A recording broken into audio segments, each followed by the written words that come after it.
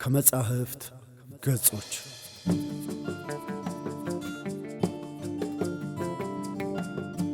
ሰላም ክቡራትና ክቡራን ውድ ኢትዮጵያውያን አድማጮቻችን፣ እነሆ ከመጻሕፍት ገጾች የተሰኘው ፕሮግራማችን ጀምሯል።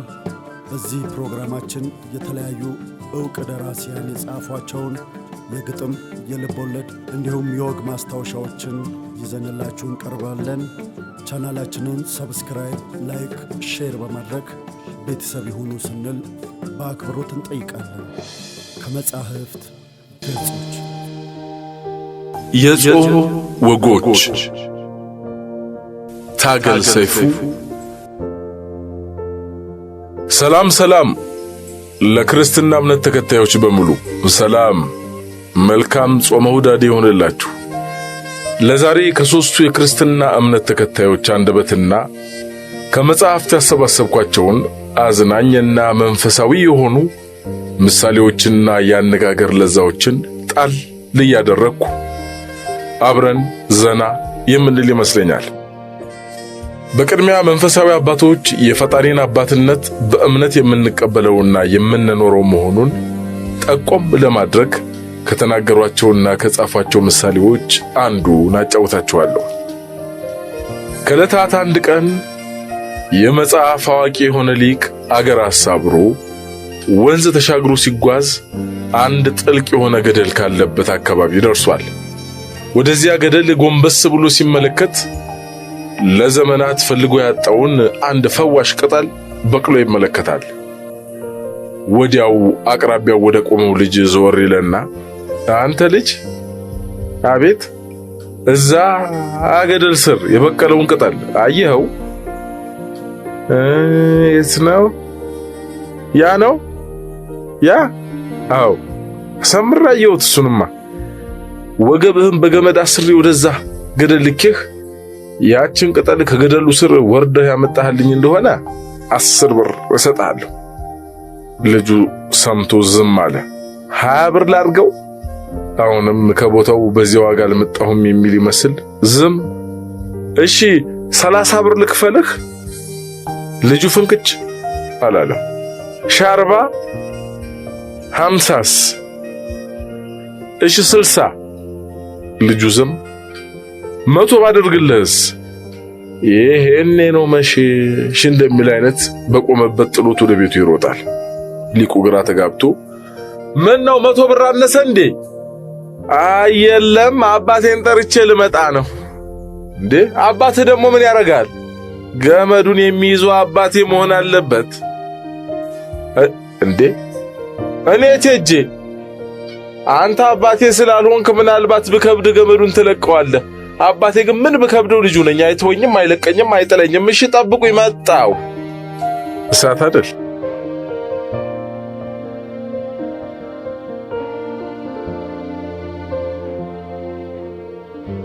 አንዲት ሴት ቤቷ ተንበርክካ ወደ ፈጣሪዋ ስትጸልይ ፈጣሪን ከነመኖሩ የማያውቀው ሀብታም ጎረቤቷ ይሰማታል።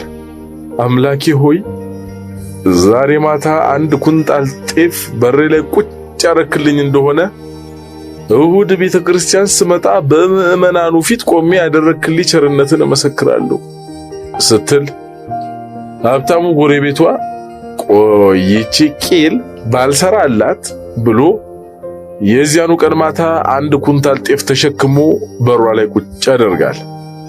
እንዳለችውም እሁድ ቤተክርስቲያን ሄዳ ምዕመኑ ፊት በመቆም አምላኳ ቃሏን ሰምቶ ያደረጋላትን ቸርነት በመመስከር ላይ ሳለች ያ ጎረቤቷ ብድግ ይልና አቤት ቅጥፈት፣ አቤት ቅጥፈት፣ አቤት ቅጥፈት ይላል። አቤት ይላሉ የቤተ ክርስቲያኑ ቄስም። ሀብታሙ ሰው ዓይን ያወጣ ቅጥፈት ነው። በወቅቱ ያደመጣትም የሰጣትም አምላክ አልነበረም። 1 ኩንታል ጤፍ በሬ ላይ ቁጭ አድርግልኝ ስትል የሰማሁት እኔው፣ ኩንታሉን ተሸክሜ በሯ ላይ ያስቀመጥኩትም እኔው ነኝ ተሸከምኩ። ቄሱ ቀበል አድርገው ታዲያ ምን አለ እግዚአብሔር ይሰማል፣ ይሰጣል፣ ሰይጣን ይሸከማል አሉት።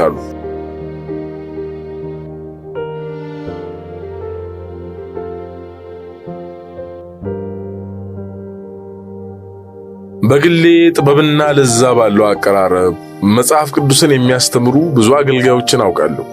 ከኦርቶዶክስም ከካቶሊክም ከፕሮቴስታንትም እምነት ተከታዮች። ለምሳሌ አንድ በጣም የማከብራቸው አንድ አገልጋይ በጴጥሮስ መልእክት ውስጥ የተጻፈውን ቃል እንዴት እንዳስተማሩ አስታውሳለሁ። አገልጋዩ ንግግራቸውን የጀመሩት ትዳርን በተመለከተ እኛ ሀገር ተደጋግሞ የሚሰበከው ዝነኛ ቃል ሚስቶች ሆይ ለባሎች ተገዙ የሚለው መሆኑን በማስታወስ ነበር። ከዚህ ቃል እኩል ትኩረት ሊሰጠው የሚገባው ባሎች ሆይ ሚስቶቻችሁን ውደዱ የሚለው ቃል መሆኑን ካብራሩልን በኋላ ወረተኝነትን አወገዙ። እንዲህ በማለት ባል ከሆንክ ወረተኛ መሆን የለብህም። እወድሻለሁ ብለህ ያፈቀርካትን ሴት እወድሻለሁ ብለህ አግባት። እወድሻለሁ እንዳልክ ኑር። እወድሻለሁ እንዳልክ ሙት። ወረተኛ ባል ከሆንክ ግን የምለው አይገባህም። ምክንያቱም ሐና የምትባል ሴት ያፈቀርክ የዚያን ሰሞን እንዴት እንደ ተራ ሴት ሐና ብዬ ጠራታለሁ ብለህ አቆላምጠህ ሐንዬ ትላለህ። ስትላትም ትከርማለህ። ካገባኋት በኋላ ግን ሐኒ ቀርቶ ሐና ማለት ትጀምር ትሰነበትና ኋላ ሐናው የሚቀርና ሐይና ማለት ይመጣል ብለው አስቀውናል። ከታላቁ ባለቅኔ የከበደ ሚካኤል ቤት ብቅ በምልበት ወቅት ከተረዳሁት ነገር አንዱ የካቶሊክ እምነት ተከታይ መሆናቸውን ነው። በግጥሞቻቸው መሃልም የፈጣሪን አይመረመሬነት የምትገልጽ አንዲት አስደናቂ ግጥም ማንበቤን አስታውሳለሁ። ሰውየው ከገበያ ሲመለስ የቀትሯ ፀሐይ የተበረታበትና በረድ እስክትልለት ከአንድ የሾላ ዛፍ ስር ጋደም ብሎ ወደ መሬት ሲመለከት ከግንዱ ስር በአንድ ቀጭን ስር ላይ የተንጠለጠለ ግዙፍ የዱባ ፍሬ ያያል። ቀና ሲል ደግሞ ከግዙፉ ዛፍ ላይ የተንጠለጠለውን ጥቃቅን የሾላ ፍሬዎች ይመለከትና ፈጣሪ ልክ አይደለህም ብሎ ስራው መገምገምና መተቸት ይጀምራል። ይህችን ቀጭን ስር ከአቅሟ በላይ የሆነውን ግዙፍና ከባድ ድንጋይ ያህል ነገር አሸከምካት። ይህን የሚያክል ግዙፍ ዛፍ ላይ ደግሞ እነዚህን ትናንሽ ፍሬዎች አንጠለጠልክ። እንደዛ መሆን አልነበረበትም። ይህች ቀጭን ስር መሸከም የነበረባት የዱባውን ሳይሆን ትንሿን የሾላ ፍሬ ነበር። ይህን ትልቅ የዱባ ፍሬ መሸከም የሚገባው ደግሞ ይሄ ትልቁ ዛፍ ነበር እያለ ሲያደላድል ከምርምሩ ብዛት አይምሮ ዝሎ ሸለብ ያደርገዋል። ብዙም ሳይተኛ ታዲያ ከሾላዋ ዛፍ ላይ የወደቀች አንዲት ትንሽ ፍሬ አፍንጫውን መታ ስታደማው ብልን ይለና ለካንስ ፈጣሪ ትክክል ኖሯል። እኔ እንዳሰብኩት ዱባው እዚህ የሾላ ዛፍ ላይ ተንጠልጥሎ ቢሆን ኖሮ ዛሬ አልቆልኝ ነበር ብሎ ብድግ አለ።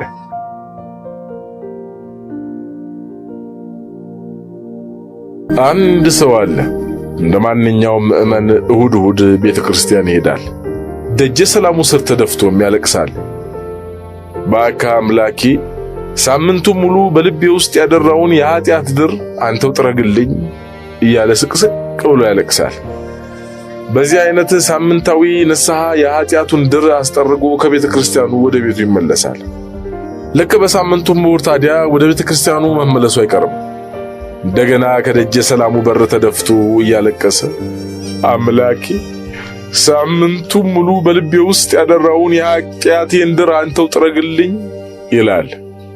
እርሱ በየሳምንቱ እየመጣ በየሳምንቱ እያለቀሰ የኃጢአቱን ድር በሚያስጠርግበት ስፍራ ቆሞ ይህን የማያቋርጥ ትዕይንት ሲያጤን የከረመ አንድ ሌላ ምእመን ነበር። ከእሁድ በአንዱ እሁድ እንደ ልማዱ ደጀ ሰላም ስር ተደፍቶ እያለቀሰ አምላኬ ሳምንቱን ሙሉ በልቤ ያደራውን የኃጢአት ድር አንተው ብሎ እንኳን ሳይጨርሰው ከኋላው ጠጋ ብሎ ያሰውዬ ትከሻውን ነካ አደረገውና ነፍሴ ጀለሴ በየሳምንቱ እየመጣሽ እዚህ የኃጢአትሽን ድር ከምታስጠርጊ ለምን ሸረሪቷን አታስገዳያትም አለው። በእንግሊዝኛ ቻይልድሁድ በአማርኛ ትርጉምም ልጅነት በተባለው የጎርኪ ልቦለድ ውስጥ አልዮሻ የሚባል ሕፃን ታገኛላችሁ። የአልዮሻ ሁለት አያቶች አንድ አይነት ልማድ አላቸው። ዘወትር እሑድ ካልጋቸው ተነስተው በየተራ ግድግዳ ላይ ወደ ተሰቀለው ወደ መድኃኔዓለም ምስል አሻቅበው የምስጋና ጸሎት ያደርሳሉ።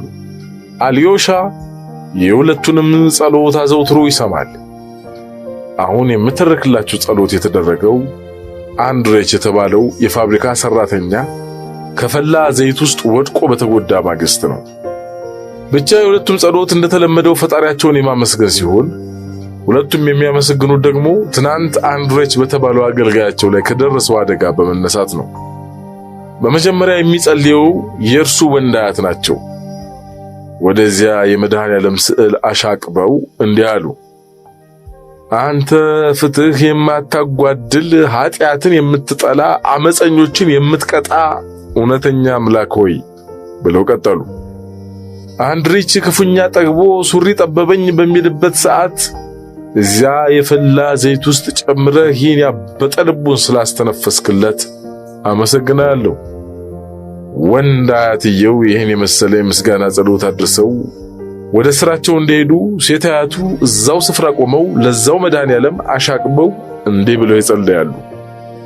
አንተ እጅግ በጣም ሩህሩህና አዳኝ የሆንክ አምላክ ሆይ አንድሬች እዚያ የፈላ ዘይት ውስጥ እንደመውደቁ አይተርፍም ነበር። ነገር ግን ካንተ ምሕረትና ርኅራኄ የተነሳ ሕይወቱ ተርፎ ለማየት ስላበቃኸኝ አመሰግንሃለሁ። አልዮሻ የሁለቱንም ጸሎት ከሰማ በኋላ እንደዚህ ይላል። የወንድ አያቴ አምላክ ክፉ ነው፣ አልወደውም። የሴት አያቴ ግን ደግና ሩህሩህ ነው፣ እወደዋለሁ። ይህችን የሰማሁት ከአቡነ ገብርኤል አንደበት ነው። በልደታ ቤተ ክርስቲያን ሲያስተምሩ ከተናገሩት። ጊዜው ሌሊት ነው። በአንዱ የባህር ዳርቻ ካሉ ቤቶች ላይ ድንገተኛ የእሳት ቃጠሎ ይነሳል። በቤቱ ውስጥ የነበሩ ሰዎች የሆነውን ገና አላወቁም። አገር ሰላም ብለው በሰላም ተኝተዋል። በወቅቱ አንዲት እንቁራሪት ብቻ ከባህር ውስጥ ሆና አውጣን አውጣን አውጣን፣ ኧረ አውጣን አውጣን አውጣን እያለች ፈጣሪዋን ትማጠናለች። ጩኸቷ እንቅልፍ የነሳቸው እንቁራሪቶች ደግሞ መልሰው ይጮህባታል። እኛ ያለነው ባህር ውስጥ ነው፣ እሳቱ አይደርስብንም። ምን ማዕት መጣና ነው እየጮክሽ አውጣን አውጣን አውጣን እያልሽ ከእንቅልፋችን የምታወጭን የምትበጠብጭን እያሉ ዝም ሊያሰኟት ቢሞክሩም ያቺ እንቁራሪቷ ግን አብዝታ አውጣን አውጣን አውጣን ማለቷን ቀጠለች። ሰዎቹ ነቅተው እሳቱን ለማጥፋት መረባረም የጀመሩት በዚህ መሃል ነው። ባላያቸውን አንጠልጥለው ወደዚያ ባህር ሮጡ። እናም ያቺ አውጣን አውጣን ስትል የነበረችው እንቁራሪት ስትቀር፣ ሌሎቹ እንቁራሪቶች ግን ከውሃው ጋር በባልዲያቸው እየተጨለፉ የማይበሉ የእሳት ላይ ጥብስ ሆኑ። አውጣን ነው